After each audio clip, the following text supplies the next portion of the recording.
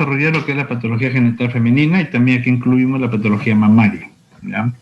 Ya diremos, igual que en las otras patologías que estamos viendo en los diferentes aparatos y sistemas, tenemos dos grandes grupos, ¿no? Las congénitas y las adquiridas, ¿no? Las adquiridas ya son las que se observan en el tiempo. Igual vamos a observar este tipo de enfermedades en lo que corresponde al aparato genital femenino. Por eso tenemos otros de malformaciones, inflamaciones, que pueden ser en las diferentes partes del cuerpo. Si nos ceñimos básicamente a lo que es el aparato genital, teniendo en cuenta ovarios, útero. En el útero saben ustedes que tenemos el cuerpo uterino, el canal cervical, el cuello uterino, y hacia abajo la vagina. Tenemos también entonces la patología propia, ¿no? Como son también de la vulva y la vagina. Entonces tenemos aquí patología del cuello uterino, de la vulva, de la propia vagina, del cuerpo uterino, puede ser del endometrio, puede ser del endometrio, y también del ovario y de las trompas, ¿no? Y asimismo, durante la etapa gestacional, que se observan también patologías del embarazo, los cuales tienen que ver o están relacionados con la patología que puede observarse en la placenta. Bien, cuando hablamos nosotros de malformaciones en general del tracto genital, vamos a ver, si bien han sido frecuentes, sin embargo acá vamos a incluir algunas anomalías menores, ¿no? Por ejemplo, se puede observar una duplicación del ostium tubario. Esto puede encontrarse, de acuerdo a los estudios en embriología, desde 1 en 500 a 1 en 2000 mujeres, ¿no? Su importancia es doble porque por una parte está asociado a malformaciones urológicas, y sin embargo por otro lado este tipo de patología puede cursar con dolores crónicos, y también se puede presentar ya en la edad adulta por problemas de infertilidad debido a las obstrucciones que va a presentar en cuanto a la canalización de todo el aparato genital. Podemos encontrar las disrafias. Las disrafias corresponden a diferentes grados de fusión de los conductos paramesonéfricos, ¿no? Y lo cual va a permitir, o lo cual no va a permitir más bien, ¿no?, el desarrollo pues, del útero. Así podemos encontrar entonces que se puede ver un útero doble, ¿no?, el cual se denomina útero didelfo. Es bicorne. Se presentan dos cuerpos, dos cuellos uterinos, y es dicolpos porque también va a presentar dos vaginas. Representa el grado mayor de disrafia, y es excepcional, sí, que presenten doble vulva, ¿no? Generalmente pueden ser dobles de la vulva única hacia arriba. También tenemos el útero bicorne o bicolis, pero con una sola vagina. Las duplicaciones del cuerpo y cuello se dan en 1 en 10.000 mujeres, es menos frecuente que el anterior. Tenemos en tercer lugar el útero bicorne, o también denominado unicolis monocolpo. Unicolis monocolpos puede tener un cuerno secuestrado sin comunicación con el resto del sistema por atresia de ese cuerno, ¿no? Y aparece prácticamente un solo cuerno nada más. Y el útero arciforme con leve depresión en el fondo. Puede haber tabiques, a veces incompletos, en la cavidad endometrial. Y así es como se pueden observar los diferentes úteros antes descritos. También encontramos otras malformaciones que son duplicaciones tubáricas o vaginal de la placa vaginal, y atresias, atresia vaginal o cervical o tubárica, ¿no?, de un cuerno secuestrado. Entonces, como ven, estas, pero en general, como ya dijimos, son poco frecuentes, ¿no? Ya en etapas más maduras se puede observar patologías de tipo inflamatorio, ¿no?, de tipo infeccioso. Tenemos, por ejemplo, las gonorreas, las infecciones puerperales, las tuberculosis, que son las que causan más problemas en el caso de las mujeres, ¿no?, sobre todo en edad fértil. En el cuello uterino también tenemos algunas afecciones que pueden ir también por inflamaciones, pueden ir también por alteraciones de su propia morfología, que pueden ser de larga data, y también que pueden ser desde estados o patologías benignas a malignas, ¿no? Entonces, por ejemplo, tenemos el ectropion y entropion, ¿no? Uno sale y el otro entra, ¿no? Ectro de salida, entro de entrada, ¿ya? Luego vamos a ver por qué. Tenemos la metaplasia parentosa del epitelio, ¿no? Tenemos el epitelio endocervical, metaplasia parentosa del epitelio endocervical. Tenemos hiperplasias y carcinomas. Con respecto al ectropion y entropion, no viene a ser sino la eversión, es el ectropion, la eversión, es decir, la salida, ¿ya? La salida de la mucosa endocervical hacia el exocervix anatómico. Acuerden ustedes que en el cuello uterino hay una zona de transformación, ¿no? Hacia adentro sigue el endocervix, constituido por un epitelio simple cilíndrico, y hacia afuera está el exocervix, que es un epitelio estratificado plano no queratinizado. Ahora, macroscópicamente, es decir, en la inspección, cuando ustedes hacen su ectoscopía, ¿no? Perdón, entran con la colposcopía, ¿no? Cuando entran con el colposcopio, ven el fondo de la vagina y ven ahí el cuello uterino. Macroscópicamente se ve una zona circular rojiza, ¿no? En la parte del orificio externo. Entonces, hacia afuera de ese orificio se ve la zona rojiza, que parece una erosión debido a la transparencia del epitelio cilíndrico y a su vez por la hiperemia que se va a observar por la leve infección que presenta, la leve inflamación que está presentando acá. El ectropio es muy frecuente en la mujer en edad fértil y en las embarazadas, a causa justamente de un aumento de volumen del cuello y a la acción de los estrógenos. Y aquí tenemos el diferente comportamiento, ¿no? Aquí tenemos cuatro formas, cuatro características, cómo se presentan en diferentes etapas de la vida. Por ejemplo, antes de la pubertad, después de la pubertad y durante el embarazo, durante la vida reproductiva y después de la menopausia. Antes de la pubertad, por ejemplo, aquí pueden ver en esta imagen que es lo que más o menos se conserva, pues ahí la unión escamo del exocervix con el endocervix, que más o menos lo normal, ¿no? En la segunda imagen, después de la pubertad y durante el embarazo, vamos a ver acá que se desplaza la mucosa endocervical. Miren acá dónde está más o menos, ¿ya? Sin embargo, lo que debería estar acá, miren cómo ha salido un poco, ¿no? Ha salido, se desplaza hacia afuera. Entonces, ese viene a ser el ectropio. Entonces, desplaza la mucosa endocervical y la unión escámulo-papular hacia el exocervix, hacia afuera, ¿ya? Acuérdense que el exocervix, tanto como el fondo de la vagina y la continuidad hacia la vagina, tienen un mismo epitelio. Es un epitelio estratificado plano no queratinizado. En esta imagen, ¿ya? Tenemos durante la vida reproductiva y vamos a encontrar un entropio más bien, ¿no? En el entropio vemos acá en esta imagen, esto es lo que se ve en la vida reproductiva. Ahí nótense el exocervix, ¿no? El exocervix, y acá se puede ver el ectropio con la metaplasia. Hay una metaplasia escamosa en zona de transformación. ¿Qué significa la metaplasia? La metaplasia significa que vamos a ver epitelio o células maduras, ¿no? Células maduras de una zona, en este caso del exocervix, en una zona también de células maduras, pero al cual no le corresponde. En este caso sería el endocervix. ¿Qué quiere decir esto? Que el epitelio estratificado plano no queratinizado se mete y reemplaza al epitelio simple cilíndrico. Pero ojo, ambos son células normales, ¿ya? Aquí no estamos hablando de cáncer ni de nada.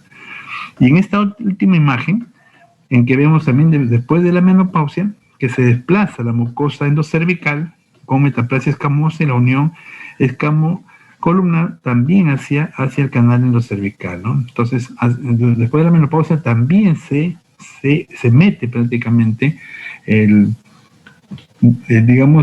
nivel de donde se encontraría el orificio cervical externo, ¿no? Lo vamos a encontrar más interiorizado, ¿ya? Con respecto a la metaplasia pavimentosa o metaplasia escamosa que van a encontrar, en el ectropio, como ya dije, el epitelio cilíndrico del endocervix es reemplazado por el epitelio estratificado plano, ¿no? O epitelio pavimentoso, como está ahí. En realidad es epitelio estratificado plano, ¿ya? Estratificado plano, estratificado pavimentoso, estratificado escamoso, también se le llama. Esa es la metaplasia, la presencia de tejido exocervical en el endocervix, ¿ya? No se olviden de eso. Este se va a realizar en varias fases. Primero va a haber la aparición de células subcilíndricas, basales o de reserva. Luego hay una hiperplasia de células subcilíndricas. Luego viene la metaplasia madura y posteriormente la metaplasia madura. Las células basales son pequeñas, son isomorfas, de escaso citoplasma y nucleolos redondeados. Su origen no está claro en realidad, ¿no? Pero las vemos ahí justamente tomando mayor relevancia en estas circunstancias. En la metaplasia inmadura hay mayor estratificación epitelial, ¿no? Entonces vamos a ver aquí que prácticamente ya se pronuncia el epitelio estratificado plano no queratinizado. Que las células de los estratos superiores tienen más citoplasma que las células basales. No se reconocen aún todos los estratos del epitelio escamoso maduro acá. Pero acuérdense que en el exocervix sí tenemos nosotros cuatro capas celulares, ¿no? Tenemos ahí las células basales, las parabasales, las intermedias y las apicales. Esas son las células normales que vemos en el exocervix y que son las que, al hacer un extendido cervical, pues con correlación papanicular nos permite hacer screening de cáncer de cuello uterino, ¿no? Entonces vemos además acá, en la metaplasia madura, el epitelio es similar al del exocervix histológico, es decir, un epitelio estratificado plano escamoso, ¿no? Ahora, el proceso de metaplasia puede ocurrir en la superficie y en los pliegues o predominantemente en la superficie como oclusión de los repliegues y formación de quistes mucinosos. Bien, estos son los famosos quistes o huecos de Nabot que se conocen, ¿no? Y que vamos a ver ahí en el cervix, ¿no? Ahora, reemplazo el epitelio cilíndrico endocervical por epitelio estratificado pavimentoso. Eso es lo que constituye la metaplasia escamosa. Puede ocurrir por otro mecanismo, que es la epidermización ascendente, ¿no? En este caso, encontramos una erosión o úlcera en la zona de unión del endocervix y exocervix, cambios histológicos que van a terminar finalmente con una reepitelización directa con epitelio escamoso estratificado desde el exocervix en forma ascendente. Vemos además que la mucosa de transición, o denominada zona de transición o de transformación, situada entre la mucosa exocervical y la endocervical, es una mucosa con arquitectura de mucosa endocervical, con pliegues y repliegues, pero a su vez revestida por un epitelio en cualquiera de las fases de metaplasia pavimentosa. Entonces vemos acá que la mucosa de transición en la mujer posmenopáusica generalmente se encuentra en el canal cervical. Eso con respecto a la metaplasia, ¿no? Que es una patología benigna. Ahora vemos la hiperplasia. Varias formas de expresión de hiperplasia, en este caso cervical, que también es otro tipo de patología benigna, ¿ya? Tenemos, por ejemplo, el pólipo endocervical, que es una hiperplasia focal de la mucosa, generalmente pediculado, semeja a una pera de boxeador, ¿no es cierto? En vez de las peras de boxeadores donde practican, así igualmente. Se dice que es pediculado porque justamente tiene un pedículo, ¿no? Que es un tallo que lo va a unir al resto de la mucosa o al resto del epitelio, ¿no? Con mayor frecuencia se observa en el canal endocervical. Generalmente el pedículo está constituido por un eje conjuntivo vascularizado, el cual generalmente también se puede observar que se encuentra inflamado. Asimismo tenemos la hiperplasia microglandular, que es una proliferación circunscrita del epitelio cilíndrico con formación de estructuras tubulares pequeñas, con pólipos sésil en mujeres que toman sobre todo anticonceptivos. Y ahora entramos a las neoplasias malignas que se pueden observar, ¿no?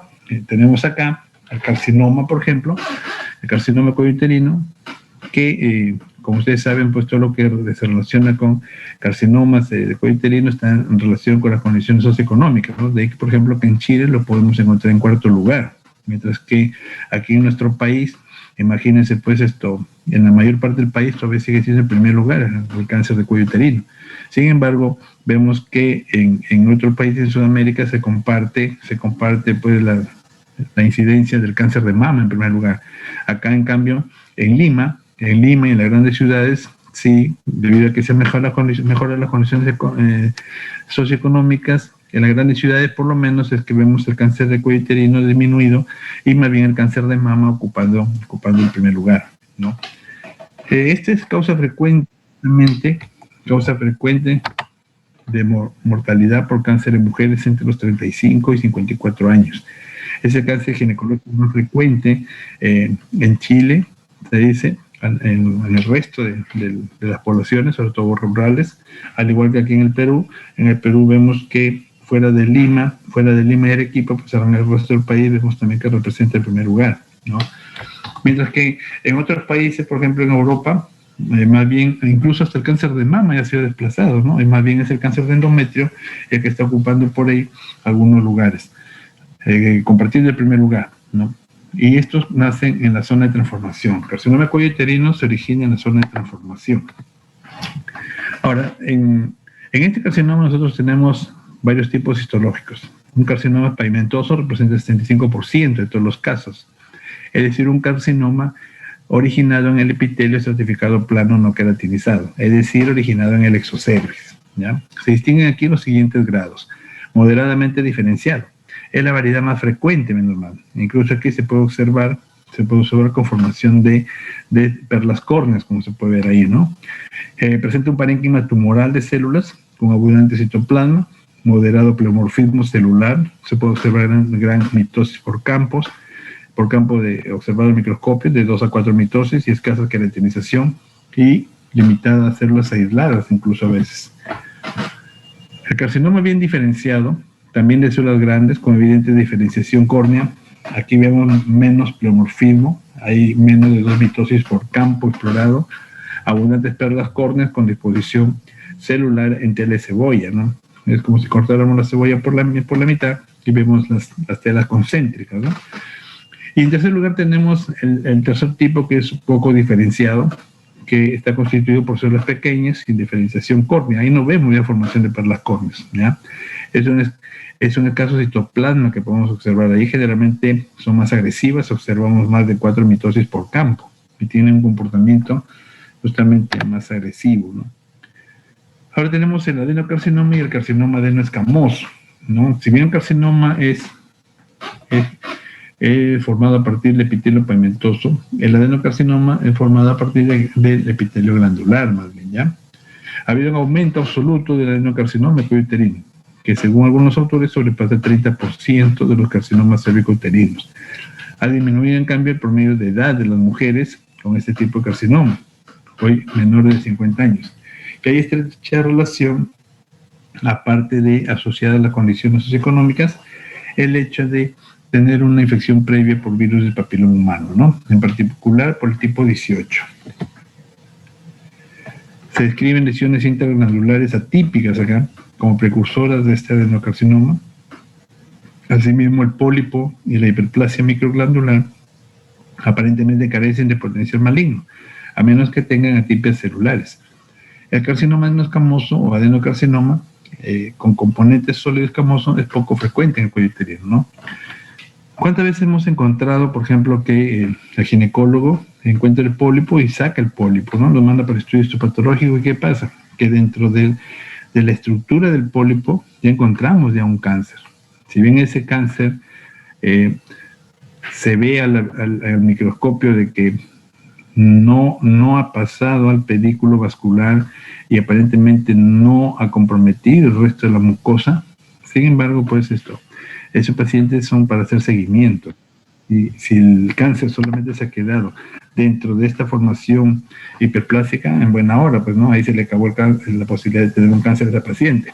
Pero si esas células cancerígenas del nivel de su pedículo vascular ya pasaron al resto de la mucosa, pues lamentablemente lo más probable es que en poco tiempo se observe que esa paciente ya hace metástasis a otras zonas.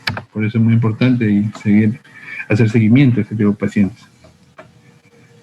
Ahora, ¿qué formas vamos a ver de estas neoplasias, ¿no? O sea, ¿cómo lo vamos a reconocer nosotros cuando hagamos una colposcopía? Se puede ver una lesión soleventada, ¿no? Es decir, una lesión exofítica, un tumor ahí que esté sobresaliendo. Se observa una masa poliposa al exocervix. Si bien este es poco frecuente, vamos a ver que es más frecuente más bien una lesión ulcerada, ¿no? Entonces, el ginecólogo evalúa, con el colposcopio evalúa el cuello uterino y más frecuentemente va a encontrar va a encontrar lesiones ulceradas ahí. Y a partir de ahí, pues, hace una toma de muestra que generalmente termina confirmando, pues, el cáncer. Vemos ahí la lesión deprimida, generalmente rojiza, mal delimitada en la zona de transformación. Y la tercera forma que es frecuente encontrar es el infiltrante, ¿no? O endofítico. Infiltra el estroma cervical, generalmente al canal, ¿no? El exocervix anatómico puede verse normal incluso, pero el cuello se nota abombado, ¿no? Porque está empujando del endocervix hacia afuera. Y a su vez se observa aumento de consistencia. Puede comprometer incluso toda la circunferencia del cervix, ¿no? El labio anterior y posterior, y presentar una tumoración de tipo barrilete, que se dice. Ahora, cuando ya tenemos nosotros el cáncer ahí, vemos que tiende a avanzar, ¿no? Tiende a avanzar, crece y avanza, y puede diseminarse de diferentes formas. Por ejemplo, una diseminación local, que es la más frecuente.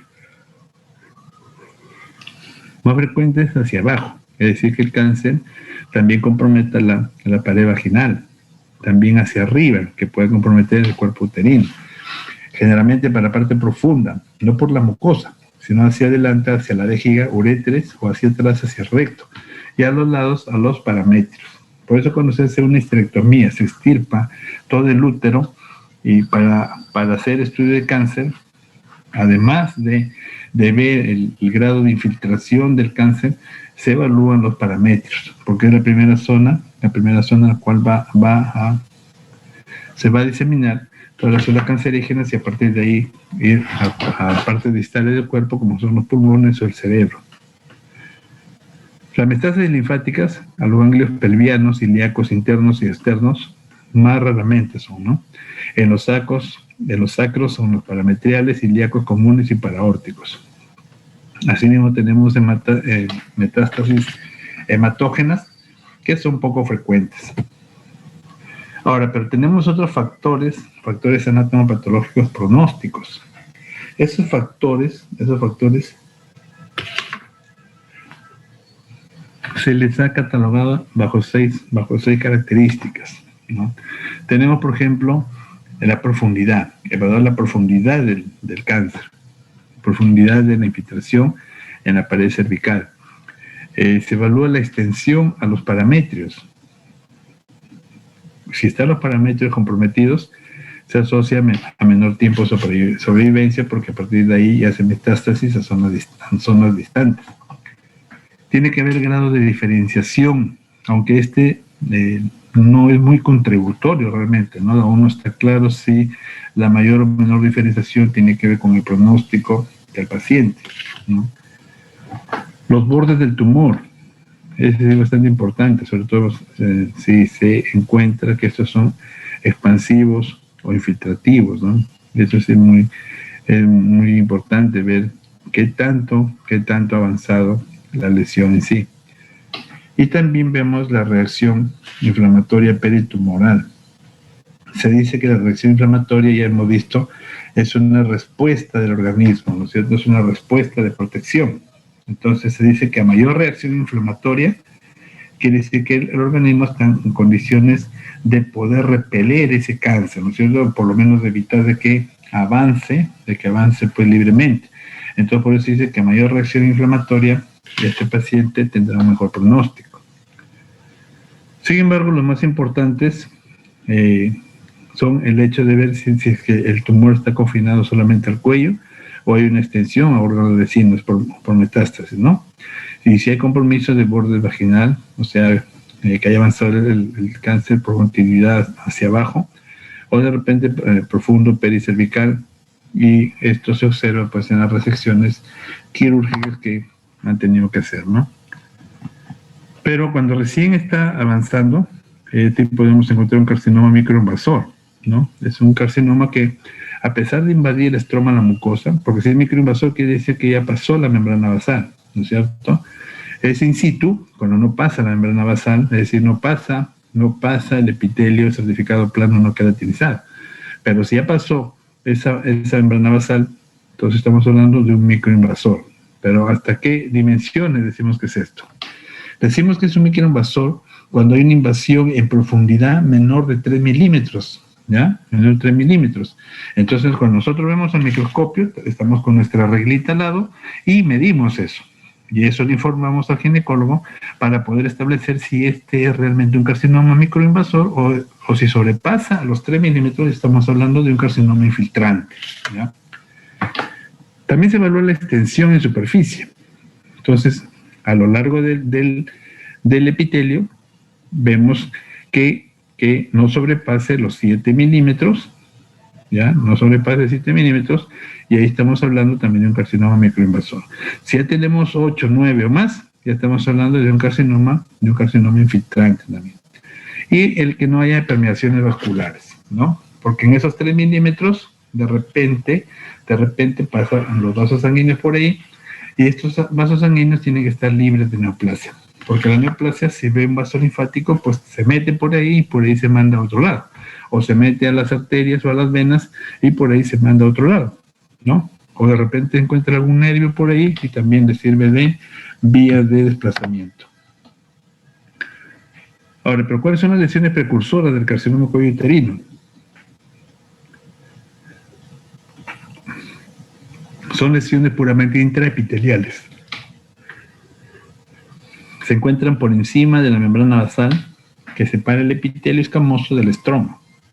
Se localiza en la zona de transformación, en la mucosa endocervical, en la zona de los pliegues glandulares, pero con metaplasia pavimentosa del epitelio de revestimiento. En este epitelio metaplásico se producen las lesiones.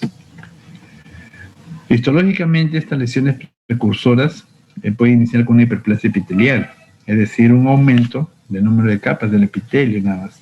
O puede que se torne anaplásico, es decir, sufra de diferenciación celular. Y puede que se muestren focos con atipias celulares. El conjunto de estas alteraciones ya constituyen la displasia epitelial, que es un desorden celular en el que no se reconocen las capas propias del epitelio escamoso, hay un aumento en la relación núcleo-citoplasma, hay anisocariosis, diferentes tamaños nucleares, hipercromasia nuclear y mitosis. Ahí tenemos la neoplasia intraepitelial cervical. Esta zona es un epitelio normal, pueden ver ahí, epitelio estratificado en plano no queratinizado, mostrando sus 4 tipos celulares, ya dije basales, parabasales, intermedias y apicales, ¿no? Y para el diagnóstico, este epitelio se le ha subdividido en tres tercios, ¿no? En 3 tercios. Tercio basal, tercio medial y tercio apical. De tal forma que cuando vemos que los cambios atípicos no pasan el tercio basal, estamos hablando de una neoplasia intraepitelial grado 1 o una displasia leve, ¿no? Si sobrepasa al segundo tercio, o si no sobrepasa los 2 tercios, estamos hablando de una neoplasia intraepitelial cervical grado 2 o una displasia moderada. Y si vemos que compromete los 3 tercios, es decir, todo el epitelio, estamos en una displasia in situ, ¿ya? In situ, un carcinoma in situ, siempre y cuando no pase esto. Pero vemos hacia abajo que si ha pasado la membrana basal, ¿no? Si ha pasado la membrana basal, si no sobrepasa los 3 milímetros, será un microinvasor. Pero si pasa los 3 milímetros, ya estamos frente a un carcinoma invasor, ¿ya? ¿Alguna pregunta ahí con la nomenclatura? ¿Alguna pregunta hasta ahí? Con respecto a los NIE 1, 2 y 3.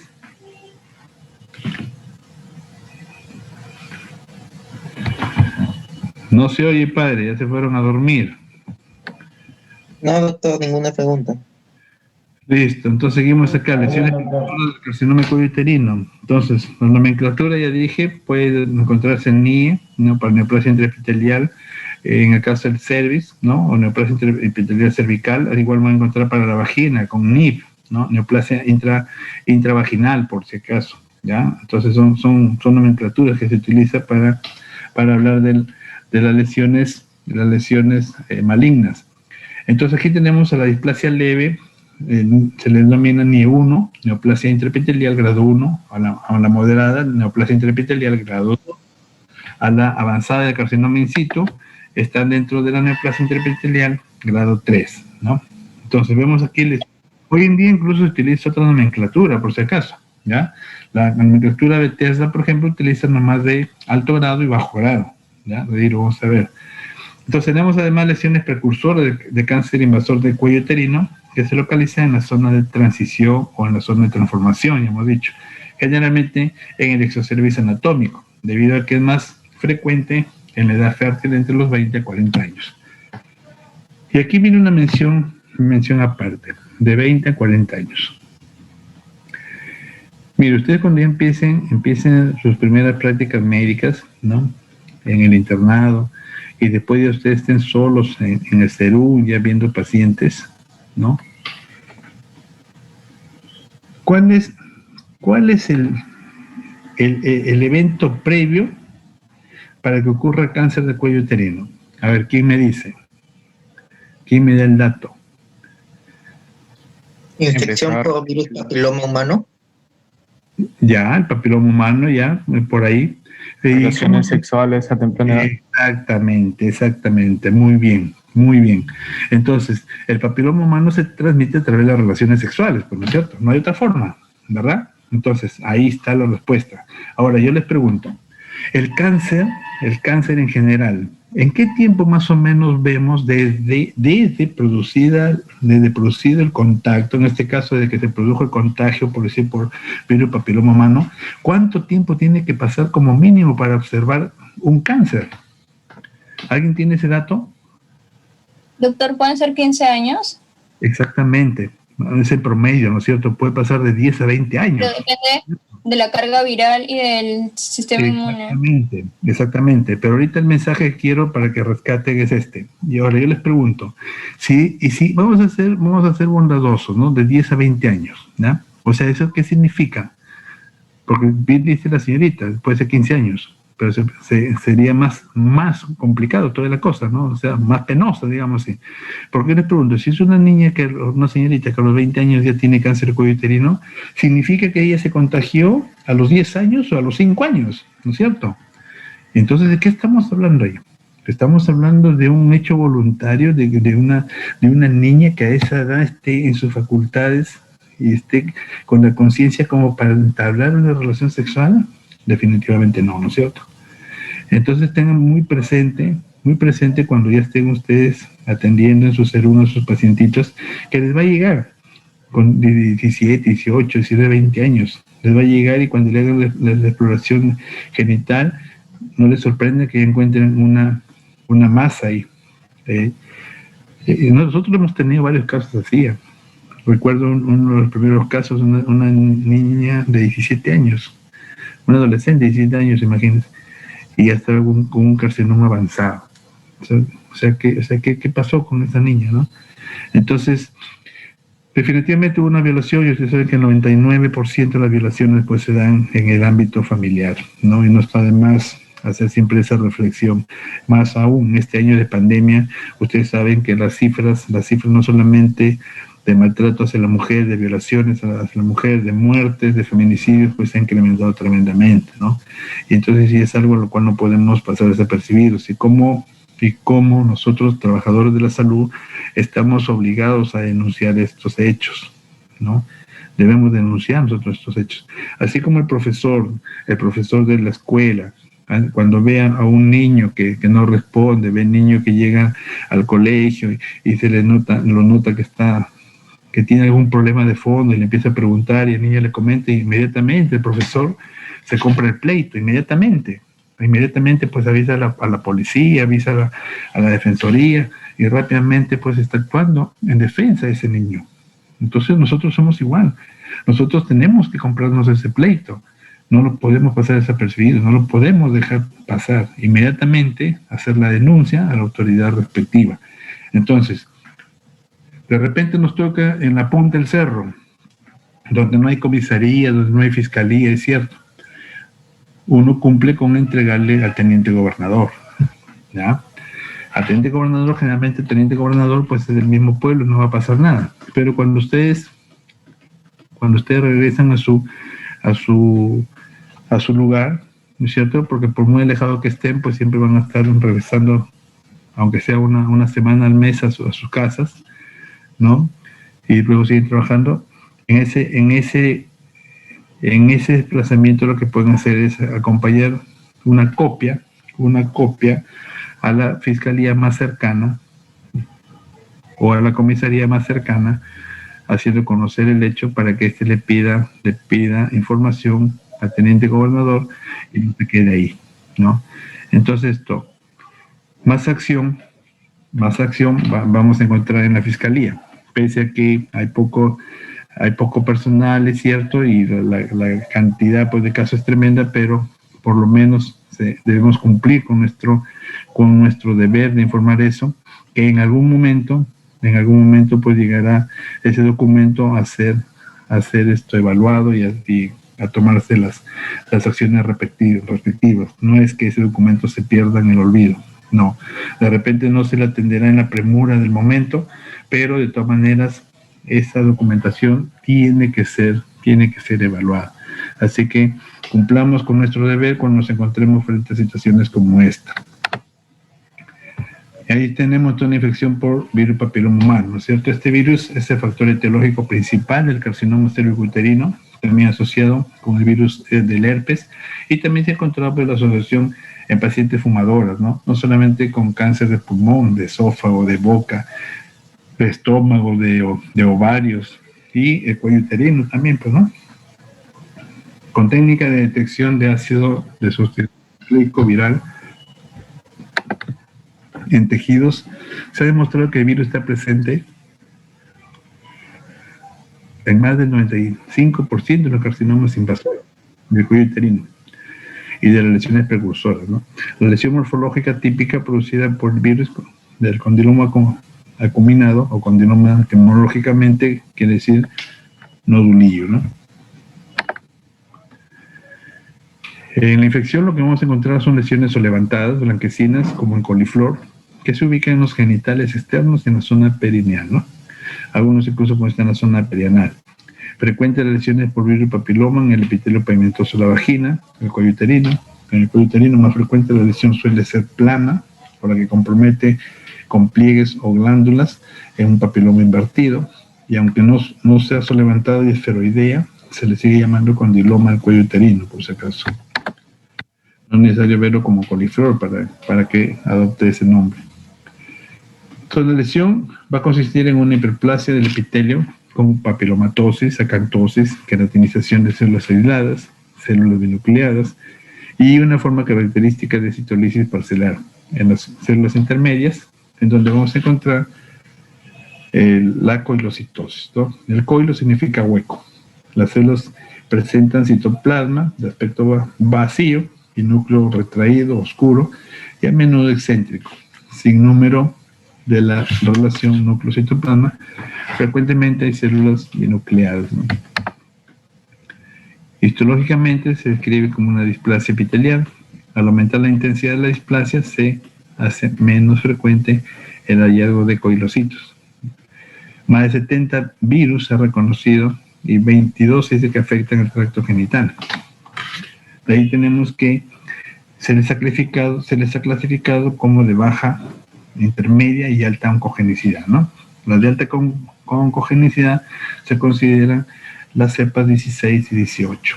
Todos los tipos virales tienen primero una fase productiva de infección, ¿no? Y ahí tenemos lo que les decía, ¿no? Que se reconocen como también lesiones intraepiteliales de bajo y alto grado, nada más. En caso de displasias, que tenemos un grupo acá que de displasias que pueden regresionar, ¿no? Pero sin embargo tenemos otros grupos que progresan a lesiones mayores. Ahí tengamos entonces displasias de bajo grado, que es el condiloma, displasia leve, con fase productiva de infección viral, virus episomal, producida por cualquier tipo viral, aunque frecuente por virus de baja oncogenicidad, y aquí vemos regresión, ¿no? Es decir, tenemos frente a una lesión reversible.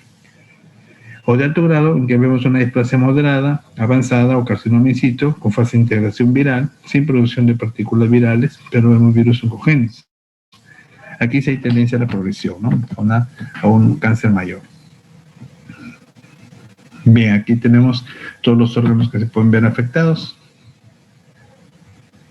En la patología de la vulva también podemos encontrar distrofia, displasias, cáncer vulvar. Las distrofias son lesiones con zonas blanquecinas. Histología, se reconocen alteraciones mixtas, tanto del epitelio y la dermis, que suelen ser no neoplásicas. No tiene potencial maligno, mientras no se encuentren en ellas atipias celulares del epitelio escamoso. Frecuentemente producen prurito.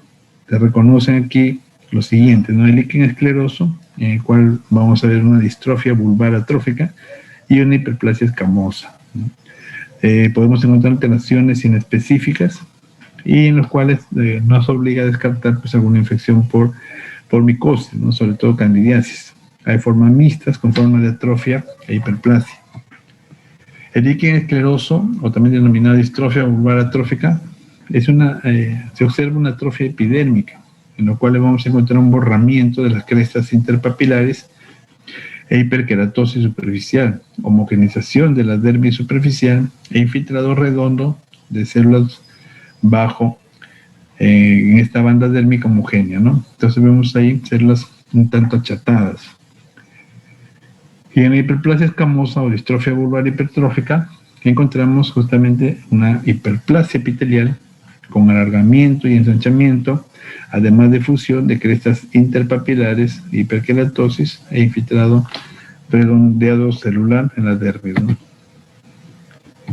Las displasias que se observan en la vulva son las equivalentes a las del cuello uterino, ¿no? Ahí podemos encontrar neoplasia intravulvar, displasia leve, displasia moderada, displasia avanzada o carcinoma in situ también, ¿no? También encontramos cáncer vulvar, ¿no?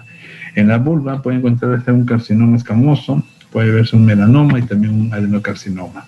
Y ahí tenemos nuevamente en la vagina también hay los equivalentes, ¿no? Neoplasia intravaginal, grado 1, grado 2, grado 3.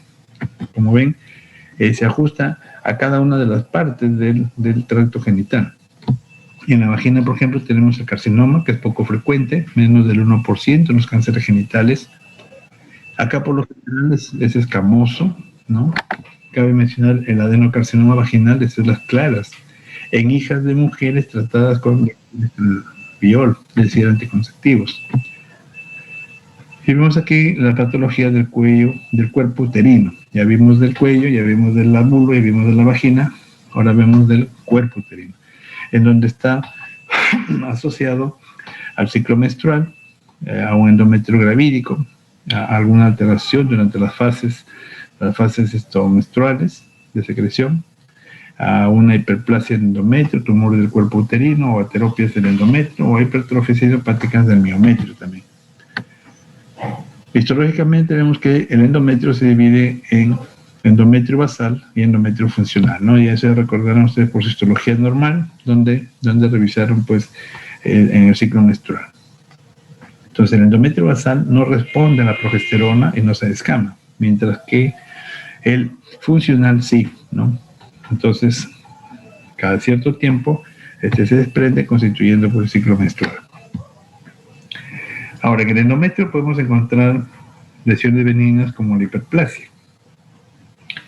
Hiperplasias en el endometrio puede ser un pólipo endometrial o una hiperplasia focal, así mismo puede ser una hiperplasia propiamente dicha o una hiperplasia difusa. En el caso del pólipo endometrial, se dice que es una hiperplasia focal, son frecuentes, sésiles, ¿no? Y como les decía hace rato, parecen peras de boxeador. El 20% de los casos son múltiples, se pueden observar varios pólipos, se producen alrededor de la menopausia, son asintomáticos pero pueden sangrar. Generalmente es la causa de la consulta, el sangrado, y puede estar estimulado por la acción de los estrógenos. Así mismo puede presentar refractarias a la progesterona, ¿no? De regla, aquí vamos a ver que el resto del endometrio se observa de tipo proliferativo. En la hiperplasia difusa, en cambio, va a haber un aumento de volumen del endometrio por aumento glandular como estromático. Las glándulas son de tipo proliferativo, pero con mayor estratificación nuclear y más mitosis. Macroscópicamente podemos ver acá un epitelio normal o engrosado de repente en forma irregular, pero sin embargo alrededor de la menopausia vamos a encontrar periodos de metrorragia. Y aquí en la hiperplasia difusa podemos encontrar dos formas: la hiperplasia normotípica y la hiperplasia atípica. En los tumores del cuerpo uterino vamos a encontrar los leiomiomas, que es un tumor benigno de músculo liso, los leiomiosarcomas, que son tumores malignos de músculo liso, el carcinoma de endometrio, que es un cáncer también endometrial, el sarcoma del estroma endometrial también es otro cáncer, y tumor mulleriano mixto maligno, ¿no?, que encontramos en relación a los ovarios. Otros en neoplasia maligna encontramos el adenosarcoma, el carcinoma mesenquimoma, los linfomas y el hemangioma, que es benigno, ¿no? Macroscópicamente, ¿cómo vemos los leiomiomas? Ya hemos dicho, son tumores de músculo liso. Son tumores firmes, blanquecinos o rosados, grisáceos. Se observan fasciculados, bien delimitados y no encapsulados. Y estos pueden formarse dentro del miometrio y ser intramurales, hacia afuera del miometrio y son subserosos, o hacia dentro del miometrio en la cavidad uterina y son submucosos. Incluso pueden dar la apariencia del desarrollo de una gestación, ¿no?, porque empiezan a ocupar espacio y empiezan a crecer en la cavidad uterina. Otros empiezan a crecer hacia afuera e incluso después se ve una masa prominente que va saliendo por la vagina, ¿no?, como si estuviera produciéndose un parto. Microscópicamente, un leiomioma vemos que está constituido por haces de musculatura lisa, desordenados y más celulares que el miometrio normal. Vemos fenómenos degenerativos, necrosis, hemorragias. En los más grandes, además, se puede observar eso, y se encuentran incluso durante el embarazo y en usuarias de anticonceptivos orales. Suele haber fibrosis, a veces con hialinización, e incluso puede haber degeneración quística, con líquido seroso o calcificación. Los leiomiosarcomas son cánceres de músculo liso. Representan hasta el 1% de cáncer uterino, razón con que los leiomiomas se puede encontrar es uno en 800 pacientes, ¿no? Aquí se puede observar un recuento de mitosis para el diagnóstico. Hemos visto las otras mitosis por campo, y miren aquí que puede observarse hasta más de 15 mitosis por cada 10 campos de aumento, ¿no? Entonces vemos que estos son altamente agresivos y rápidamente dan metástasis. De regla son muy celulares, con mitosis atípicas y necrosis. Los tumores con 2 a 15 mitosis por 10 campos de aumento observados son los que dicen que tienen mayor comportamiento biológico intermedio, ¿no? ¿Cuál es la morfología del carcinoma de endometrio? Estos suelen ser abombados y globosos cuando son tumores grandes, aunque en úteros atróficos también pueden encontrarse carcinomas endometriales extensos.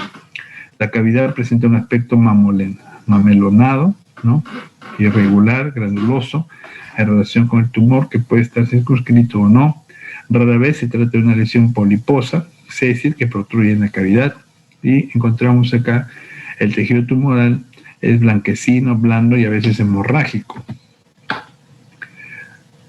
Además existen cribas, brotes epiteliales con varias luces, sin estroma entre estos, acentuadas irregularidad de las formas glandulares e intensa atipia celular. Asimismo se puede observar invasión miometrial, que es un signo inequívoco de carcinoma, ¿no? En general se dice que el 75% constituyen los carcinomas endometrioides. En el 25% restante se encuentran otros tipos histológicos como seroso papilar, muciloso, carcinoma de células claras, carcinoma escamoso puro, el cual es más raro, ¿no? Cuando este produce metástasis, disemina primero a ganglios linfáticos regionales, a los ganglios pelvianos, después a los paraórticos, localmente a órganos vecinos. Puede haber diseminación transperitoneal, transtubárica y hematógena. Ahora, los factores pronósticos tienen que ver con el nivel de penetración en miometrio, obviamente, el grado de diferenciación por el carcinoma endometrioide y, a mayor grado, más atipias nucleares, ¿no? Los tipos histológicos agresivos son el carcinoma de células claras y el seroso papilar. Con respecto al sarcoma del estroma endometrial, derivado del estroma, que son la lámina propia, la mucosa endometrial, aquí son células de escaso citoplasma, núcleo redondeado, ovoide, con abundante proliferación vascular, pueden ser nodulares o difusos. Aquí se distinguen dos grandes grupos, ¿no? De bajo grado y de alto grado. De bajo grado se observa menos de 10 mitosis por cada 10 campos observados de aumento mayor, ¿no? Y en alto grado, mayor de 10 mitosis por cada 10 campos observados de aumento mayor, es decir, a 400 aumentos, ¿no? Son infiltrantes, tienen acentuadas atipes nucleares, que las metástasis en este caso son frecuentes. En el caso del tumor mulleriano mixto maligno, es un componente carcinomatoso y sarcomatoso. Más frecuente con componente sarcomatoso y representa el 1.5% de los cánceres del útero. El componente carcinomatoso más frecuente es el endometrioide, puede ser seroso, papilar, de células claras y otros. El componente sarcomatoso puede ser también homólogo, como sarcoma del estroma endometrial, o leiomiosarcomatoso, o heterólogo con otras estirpes celulares, como los rhabdomiosarcomatosos. El componente heterológico más frecuente, condrosarcomatoso, osteosarcomatoso o liposarcomatoso. Como ven, todos estos son neoplasias malignas de partes blandas. Otros tumores, entre los mixtos hay componentes epiteliales benignos y componentes sarcomatosos, por ejemplo, el adenosarcoma. A la inversa tenemos un carcinoma mesénquimo-muma, que son raros, los linfomas y mangiomas del útero, que también son poco frecuentes. Heteropia del endometrio, las adenomiosis uterinas y la endometriosis, ¿no? La adenomiosis uterina, ¿en qué consiste? Antes llamada también endometriosis interna. Macroscópicamente se ven como islotes o áreas ligeramente deprimidas, rosado amarillentas o pardas, o de pequeños quistes con líquido pardo en el miometrio que aparece hipertrófico. En el cuerpo uterino se puede observar globoso, la pared engrosada, pared posterior y de los cuernos, ¿no? Y la lesión en conjunto es mal definida. Rara vez un nódulo bien delimitado con islotes de endometrio y tejido muscular liso desordenado. Y la endometriosis, o antes llamada endometriosis externa. Estos son islotes de endometrio, es decir, glándulas y estroma, pero fuera del útero. Entonces, es tejido endometrial que en lugar de estar en la cavidad del cuerpo uterino, lo vamos a encontrar en los ovarios, en los ligamentos uterinos, en el tabique recto vaginal o en el peritoneo pelviano. Y tiene por particular que van a responder a la estimulación hormonal y por lo tanto en cada ciclo pues empiezan a sangrar y producen pues un severo dolor, ¿no? Entonces las endometriosis se describen como lesiones puntiformes, coalescentes, hemorrágicas, generalmente con algún signo de antigüedad, manifestado por el color ocre, por la hemosiderina, por la organización o fibrosis y adherencias. Pueden ser quistes bien circunscritos, ¿no? De contenido achocolatado, pues como se observa en los ovarios, semifluidos, y eso constituyen los endometriomas. Y se observa en edad fértil, cuando se trata de endometrio funcional, hay dolor menstrual y hemorragia. Después se produce fibrosis e incluso cursa con infertilidad. Y con respecto a la hipertrofia idiopática del miometrio, se dice que es un engrosamiento difuso del miometrio de más de 20 milímetros de espesor que produce un abombamiento simétrico del útero. El órgano sobrepasa en peso los límites normales aceptados de 130 gramos en la nulípana, 210 gramos en la mujer con 1 o 3 partos previos y 250 gramos en la multípara de más de 3 partos, ¿no? Entonces, al ver que sobrepasa el peso ya es un indicativo de esta hipertrofia. Histológicamente no se encuentran otras alteraciones uterinas como leiomiomas, adenomiosis o miometritis y cursan con dolor y alteraciones menstruales. Ahora vamos a ver en patología ovárica. Los más frecuentes y benignos son los quistes foliculares ováricos. Pueden derivar de un folículo preovulatorio sin luteinización de pared, de un posovulatorio con luteinización de la teca o granulosa o de un atrésico, ¿no? El folículo al ovular alcanza 3 a 3.5 centímetros, por lo que los quistes foliculares sin luteinización son mayores de 3.5 centímetros y menores de 10 centímetros, ¿no? Generalmente trata de uno solo. Son de contenido líquido ceroso, superficie interna lisa, pared delgada y constituida por granulosa y teca interna, con o sin luteinización. A veces la pared es hialina y estamos aquí frente a un quiste folícula trésico, más bien. Tenemos quiste folicular preovulatorio. Estos son los que secretan estrógenos y se producen por estimulación de hormonas folículo-estimulantes. Hay quiste de la granulosa luteínica que secreta progesterona y se origina de folículos que no alcanzaron a romperse al ovular. La teca luteínica secreta andrógenos, tiene luteinización, la teca interna, y se produce por sobreestimulación de hormona luteínica o de la hormona gonadocoriónica, que son endógenas o exógenas. Así mismo encontramos quistes del folículo atrésico que van a secretar andrógenos. Ahora, los quistes del cuerpo lúteo, ¿no? El cuerpo lúteo normal mide 2 a 3 centímetros de diámetro, ¿no? Es unilateral, la pared amarilla, festoneada, el contenido hemorrágico, puede tratarse de un cuerpo lúteo quístico, es decir, un cuerpo lúteo más de 3 centímetros de diámetro, con fenómenos de organización de la hemorragia, cursan normalmente, y puede ser un quiste del cuerpo lúteo, ¿no? Entonces, puede ser un cuerpo lúteo quístico o un quiste del cuerpo lúteo, con cuerpo lúteo con gran hemorragia central que condiciona un retardo en su organización. Entonces, aquí se suele encontrar los contornos festoneados, la pared interna tiene tejido fibroso maduro, pero al centro aún hay hemorragia con escasa organización. Y tenemos otro tipo de quistes, que son los quistes del síndrome de ovario poliquístico, ¿no? Aquí vemos un aumento del volumen de ambos ovarios, 2 a 3 veces su volumen normal, que muestra una cápsula de albuginia gruesa, fibrosa y múltiples folículos dilatados, que pueden ser de 5 a 10 milímetros, con litinización de teca interna y a veces del estroma ovárico. Se asocia a un cuadro anovulatorio crónico, que es frecuente causa de infertilidad. A veces se presenta con la tríada del síndrome Stein-Leventhal, que cursa con amenorrea secundaria, obesidad e hirsutismo. Y también podemos encontrar en los ovarios quistes simples, ¿no? Quistes simples debido a invaginación del epitelio superficial que desprenden y profundizan el ovario. Están tapizados por epitelio simple cúbico, a veces con células cilíndricas ciliadas, células claras de tipo tubárico. Hoy se considera que los quistes simples son pequeños de menos de 1 centímetro de diámetro y que de ellos derivan los tumores epiteliales del ovario. Ahora, ¿qué tumores primarios del ovario hay?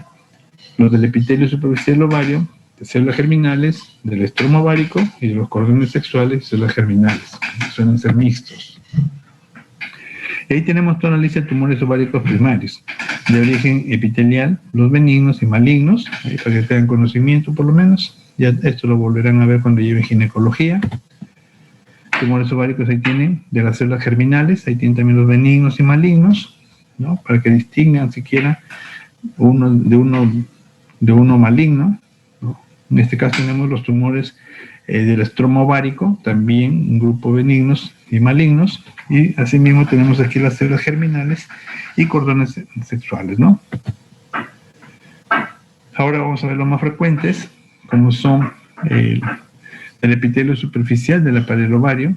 Estos son de origen celómico, se denominan tumores epiteliales comunes, son los más frecuentes, constituyen las 2/3 partes de los tumores ováricos en general y 90% de los tumores malignos. Los tumores benignos ocurren principalmente entre la tercera y cuarta década, los malignos entre los 40 a 60 años de edad.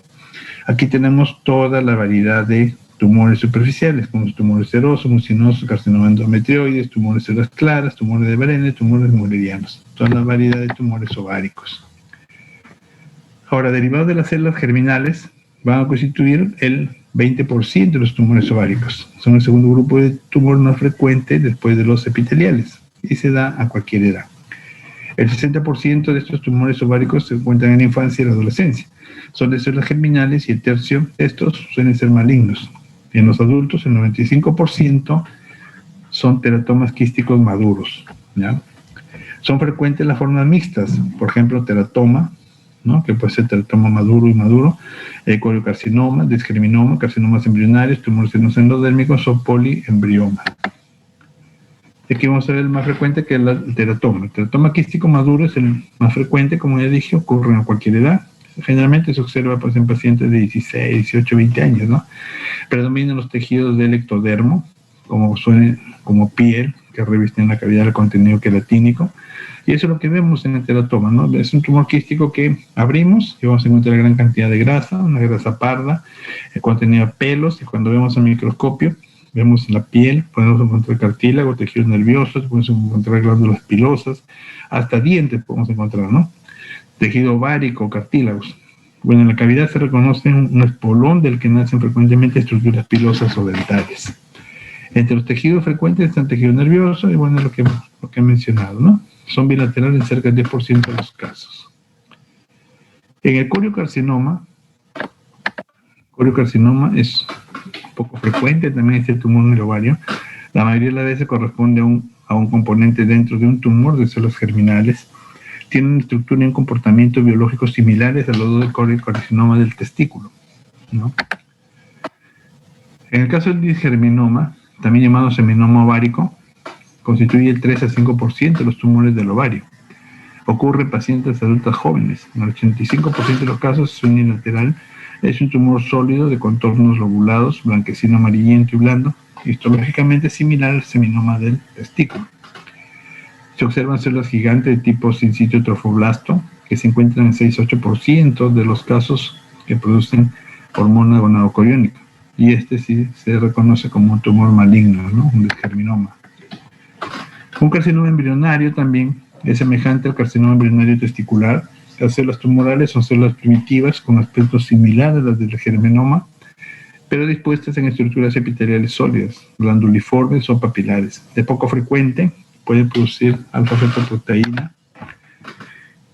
También encontramos los fibromas, que son tumores de tejido conjuntivo ovárico más frecuentes, representa el 3 a 5% de los tumores ováricos. La mayoría ocurre en mujeres perimenopáusicas. Es un tumor unilateral bien delimitado, blanquecino, de regla más de 3 centímetros de diámetro y benignos, son hechos de células fusadas, sin acúmulos de lípidos. No es funcionante, puede asociarse a hidrotórax, 1% de los casos, síndrome de Meigs, y ascitis, que se aparecen al extirpar el tumor. Se interpreta como un tricoma no funcionante, ¿no? Ahora, con respecto al cáncer o carcinoma primario de ovario, algunas características generales. Primero, que es el tercero en frecuencia de los cánceres del tracto genital femenino, ¿no? Por detrás del cáncer cuello uterino y el cáncer de mama. Factores de riesgo son la nulliparidad y la tendencia familiar. Diagnóstico tardío de la alta mortalidad. Lamentablemente, cuando la paciente empieza a hacer sintomatología de cáncer de ovario, generalmente ya hizo metástasis. La cuarta es la diseminación. Las metástasis linfógenas son más frecuentes en los carcinomas y las metástasis hematógenas son características del coriocarcinoma. Tenemos factores pronósticos, además, si el tumor está limitado al ovario, el pronóstico es mejor, ¿no? Pero generalmente, como ya dije, si es que ya presenta sintomatología la paciente, generalmente ya hizo metástasis, ¿no? Ahora, ¿cuáles son las formas de metástasis? La linfática, hematógena, transcelómica, transluminal y por contigüidad, ¿no? En el caso del carcinoma tubario, es poco frecuente, corresponde a solo el 0.2% de los tumores malignos del aparato genital femenino, ¿no? Si además hay masas tumorales voluminosas en el ovario útero, no es posible descartar que alguna de estas comprometa el tumor primario. En general se lo detecta tardíamente y se trata de un tumor bilateral. Aquel tipo de tumor es seroso papilar. Entre los demás está el carcinoma endometrioide y el de células claras. Y con respecto a la patología que podemos encontrar en el embarazo, es decir, a la patología placentaria. Vemos acá que en la placenta se distinguen 3 zonas, ¿no? Una zona prelacunar hasta el 8º día.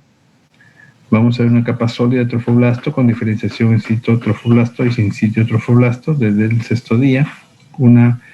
Una parte lacunar del 8º al 13º día, donde se observa una capa trofoblástica en espacio lleno de sangre proveniente de vasos maternos erosionados por el trofoblasto, y posteriormente encontramos las vellosidades. En las vellosidades vamos a distinguir primarias, secundarias y terciarias. Las vellosidades primarias constituidas solo por trofoblasto que se observan al 13º 15 día, formados solo por citotropoblastos, que se observan en el 15 al 18º día, además por un eje de citotropoblasto. La vellosidades secundarias se observa un eje mesenquimático y este se puede ver desde los 18 a 21 días. Y las vellosidades terciarias con eje mesenquima vascularizado a partir del día 21 en adelante. Y así es como se ve la placenta, ¿no? Ahí tienen la forma como se adhiere al endometrio y que debe cursar un desarrollo normal, pero sin embargo vamos a ver ahí algunas patologías como la mole datiforme o como el coriocarcinoma placentario, ¿no? Y ahora vamos a ver la patología de la mama, que también puede comprometerse por inflamaciones, procesos displásicos no tumorales, tumores, procesos inflamatorios, mastitis aguda, mastitis planocelular, necrosis traumática, mastopatías fibroquísticas, ginecomastias, hipertrofias juveniles, tumores mamarios benignos, no epiteliales, epiteliales. Y aquí vamos a empezar con los benignos. El papiloma o adenoma de grandes conductos es un tumor subareolar en la mama, debajo de la areola, con proliferación de elementos epiteliales sin atipias, pero con alteraciones de arquitectura, papilas que distinguen los conductos, se reconoce aquí doble estrato epitelial, hay persistencia de un eje conjuntivo vascular en papilas y ausencia de necrosis. Se considera aquí una mastopatía fibroquística en que se afectan los grandes conductos. Clínicamente vemos un nódulo palpable subareolar y sangrado por el pezón en la 3ª a 5ª década de la vida. No confundirse con un carcinoma papilar de los conductos, ¿verdad? que es de paso el tumor con el cual hay que hacer diagnóstico diferencial. Tumores mixtos como el fibroadenoma. Bueno, el fibroadenoma es el tumor benigno más frecuente, ¿no? Es el más frecuente que se puede observar en la mama de la mujer. En las mujeres se observa con frecuencia menos de 30 años de edad como un nódulo único, elástico, desplazable, indoloro, muy bien delimitado, ¿no? Macroscópicamente se reconocen blancos, granulosos o fasciculados entre 1 a 4 centímetros, foquitos calcificados, hialinos, mixoideos o quísticos en forma excepcional. En el embarazo pueden cursar con mayor volumen, se puede observar infartos con calcificación o hialinización ulterior, y en la lactancia participa en el proceso un aspecto microscópico, una variante, un adenoma de la lactancia, ¿no? Que es una variante que se puede observar durante la lactación. Microscópicamente estos tumores mixtos o fibroadenomas está constituido por proliferación del doble epitelio canalicular, el que es elongado y deformado por el crecimiento simultáneo del componente conjuntivo laxo, diseñando figuras estelares, lineales, versiformes. La transformación carcinomatosa es excepcional. Bueno, dicho en términos sencillos, se ven los túbulos mamarios, ¿no? Los conductos mamarios se ven aplastados. Se ven aplastados por el estroma laxo, ¿no? Y eso termina finalmente que los conductos pues se vean prácticamente lineales, ¿no? Pero también, así como es el tumor benigno más frecuente, también hay cáncer en la mama, ¿no? Y también tenemos cáncer de partes blandas, como los sarcomas, porque el cáncer más frecuente es el carcinoma ductal de mama. También tenemos el carcinoma lobulillar de mama, ¿no? Pero también tenemos cáncer de mama de tipo tejido blando, como los sarcomas. Por eso rara vez tenemos los fibrosarcomas, liposarcomas, osteosarcomas, angiosarcomas y otros no epiteliales malignos. Los epiteliales, como ya vuelvo a repetir, es el carcinoma ductal de mama, que es el más frecuente. Después de mastectomías con vacionamiento ganglionar axilar, se han descrito linfangiosarcomas de esta región y que comprometen la extremidad superior y ipsilateral, es decir, del mismo lado. Más frecuente que este tipo es el tumor que se trata a continuación, ¿no? Y es el cistosarcoma filodes. Es equivalente al maligno del fibroadenoma, el tejido conjuntivo adquirido características de agresividad, es decir, el tejido laxo que estaba aplastando los conductos, ya se ven ahora con células atípicas muy agresivas. Es poco frecuente, entre el 1 a 2% de las lesiones fibroadenomatosas muestran un comportamiento cistosarcoma poco agresivo, otros claramente malignos con metástasis. pero eso hoy se tiende a hablar de tumor filodes, ¿no? Y el tumor filodes es un tumor que debemos tener mucho cuidado en interpretar sus características celulares. Se ven algunas de estas características empezando por el tamaño, ¿no? Mayor del fibroadenoma, suelen ser más de 8 centímetros. Se pueden observar en las mismas edades que el carcinoma hacia la quinta década. Macroscópicamente, superficie de corte presenta hendiduras lineales más o menos paralelas que confieren el aspecto de una estructura foliácea, fútbol, filo, hoja de dedos, ¿no? Pero puede ser muy semejante a un fibroadenoma. Un gran nódulo relativamente bien delimitado, de color amarillento u ocre, algo gelatinoso, con áreas involutivas quísticas, hemorrágicas o necróticas. Microscópicamente se observa un componente no epitelial más celular con atipia y frecuente mitosis, con epitelio de regla, es normotípico, 10% de los casos hacen metástasis pulmonares, se presentan como sarcomas sin acompañamiento epitelial. Frecuente la recidiva de la lesión, la que responde a la cirugía más o menos amplia, según las circunstancias y la extensión del tumor. Y el carcinoma de mama, más frecuente en la mujer, como dije, 75% mayores de 40 años de edad, es premenopáusica, la evolución es peor. La mortalidad por carcinoma mamario tiene variaciones raciales o geográficas notorias. Factores de riesgo, la menarquia temprana, la menopausia tardía, el primer hijo a edad tardía, interrupción de la lactancia materna, tratamientos con estrógenos, exógenos en menopausia, dietas grasas, antecedentes familiares de cáncer mamario y otros. Este tipo de cáncer se ubica en el cuadrante superior externo de la glándula mamaria, aquel que contiene la prolongación axilar, ¿no? De ahí que se haga la resección axilar para ver metástasis justamente del ganglio centinela.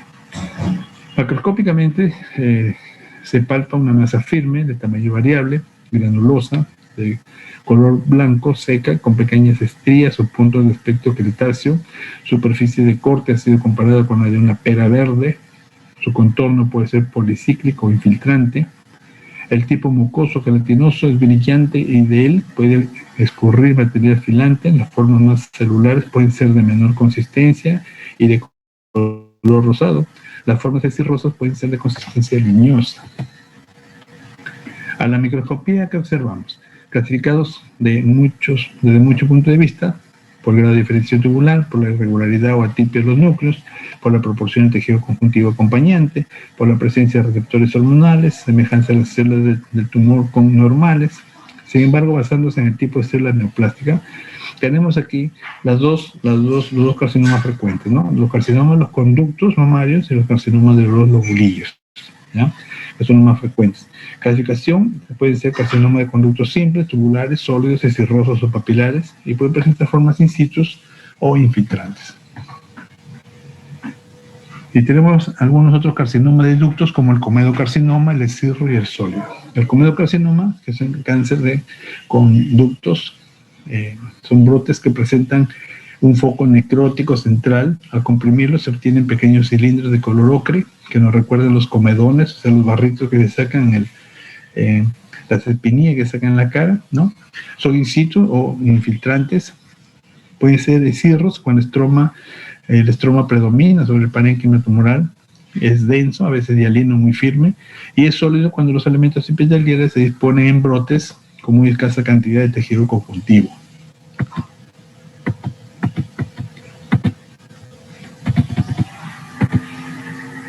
Puede ser medular. Estroma exhibe una importante infiltración inflamatoria, generalmente de tamaño mayor al promedio y son de menor pronóstico o de mejor pronóstico. Pueden ser de tipo mucoso, carcinoma ductal mucoso o gelatinoso. Las células neoplásicas aisladas o en pequeños grupos se ubican en lagos de material filante que se tiñen positivamente al colorearse con ácido periódico de Schiff, PAS, y es de mejor pronóstico.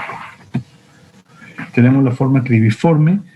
Es un carcinoma in situ. El conducto está ocupado por células dispuestas en túbulos menores, sin estroma evidente entre los elementos tumorales. Y tenemos el tipo inflamatorio, que corresponde a una permeación tumoral masiva de los vasos linfáticos mamarios, originada de un carcinoma mamario.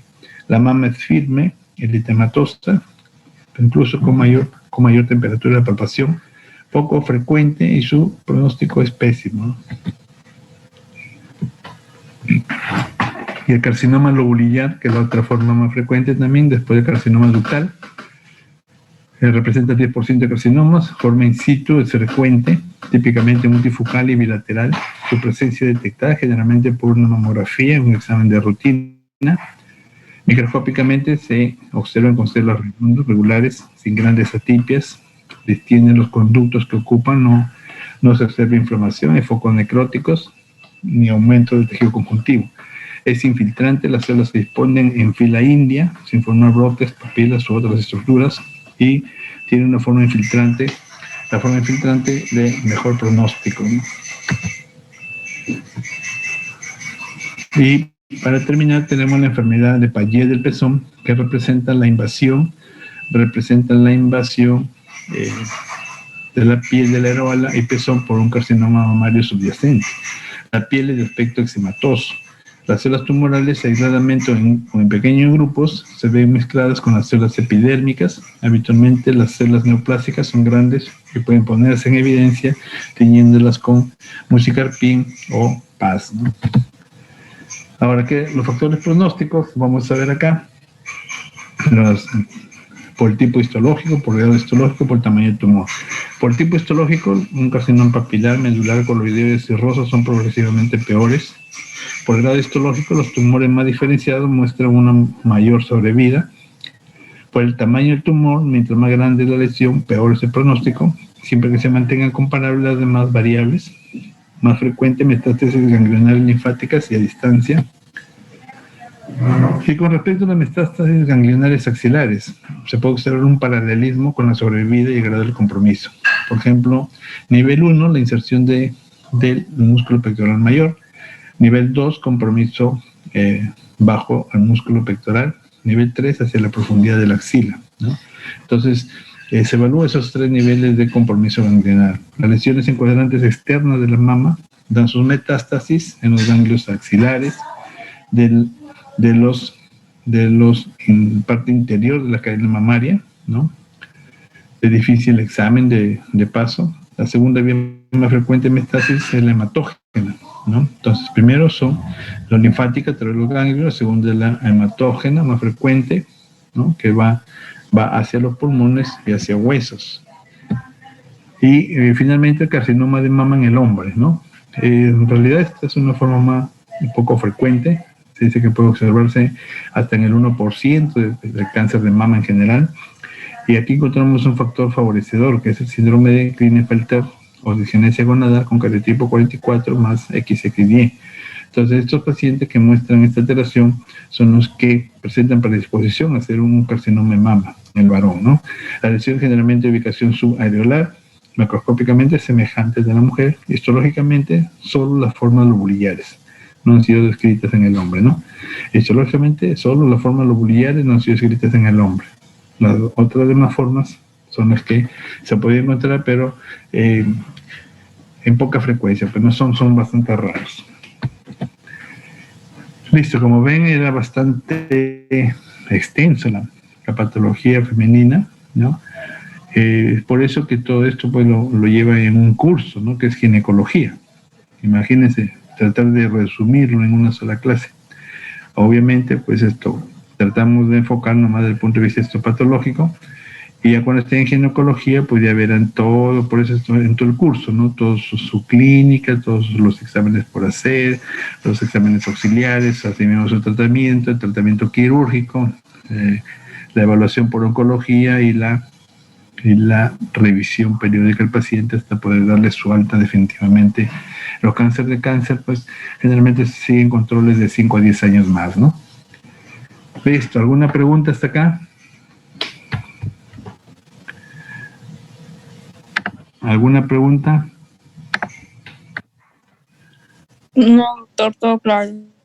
Ojalá que haya quedado todo claro, porque imagino que quedan huecos, que la verdad con tanto contenido es comprensible que esto, con una sola leída, pues no capten todo, ¿no?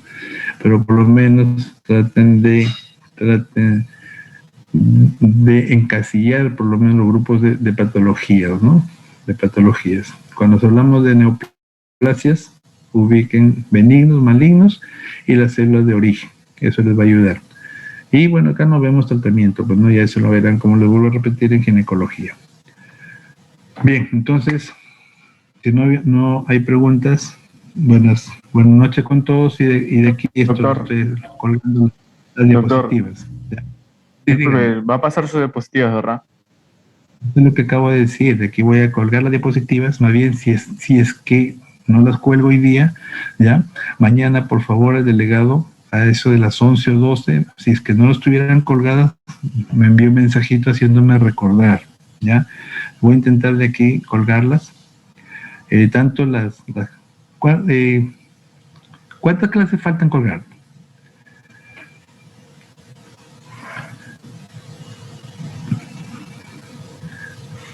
A ver, delegado.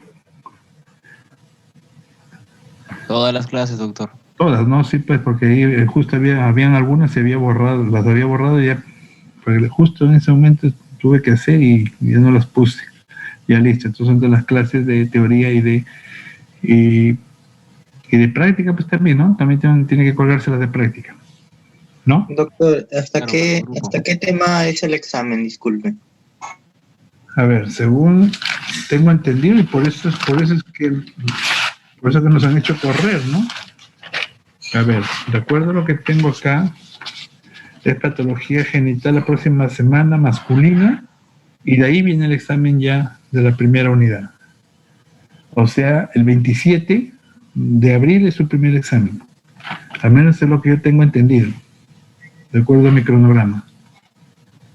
Patología masculina. No, la próxima semana es patología del aparato genital masculino, pero la próxima semana estamos 20. Y la siguiente semana, o sea, el 27, sería el primer examen parcial. Esto de acuerdo al cronograma que yo tengo, ¿eh?